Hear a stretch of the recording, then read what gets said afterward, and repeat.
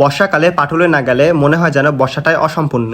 আর তাই বর্ষাকালটি সম্পূর্ণ করার জন্য আমরা 3 দিনের উদ্দেশ্যে চলে গেলাম আমার খালাতো ভাইয়ের বাসায়। A few moments later. প্রায় 40 মিনিট জার্নি করার পরে আমরা পাটুল বাজারে এসে নামলাম। আর এখান থেকে আমাদের এখন নৌকায় করে যাওয়া লাগবে। নৌকায় ওঠার আগে আমরা পেয়ারা মাখানি কিনে নিলাম, কারণ নৌকাতে আমাদের অনেকক্ষণ বসে থাকা লাগবে। আর এদিকে গিয়ে দেখি রাস্তার অবস্থা প্রচণ্ড খারাপ। এখানে বটগাছ পর্যন্ত পানি চলে আসছে।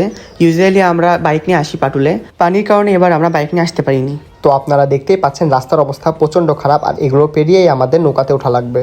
নৌকায় ওঠার পরে দেখি নৌকাটা পুরো ফাঁকা, আর এইদিকে মাঝি বলতেছে যতক্ষণ না নৌকাটি ফুল হবে ততক্ষণ নৌকাটি ছাড়া হবে না। আশেপাশে অনেক নৌকা বাঁধা ছিল, আর এগুলো দেখতে অনেক সুন্দর লাগছিল।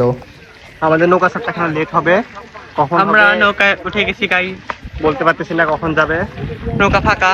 নৌকা ছাড়তে অনেক লেট হচ্ছিল, আর তাই আমরা টাইম পাস করার জন্য লুডো খেলছিলাম। আর গরমের জন্য আমাদের অবস্থা প্রচণ্ড খারাপ ছিল। একে তো গরম, আবার নৌকা ছাড়তে এত লেট, প্রচণ্ড অসহ্য লাগছিল।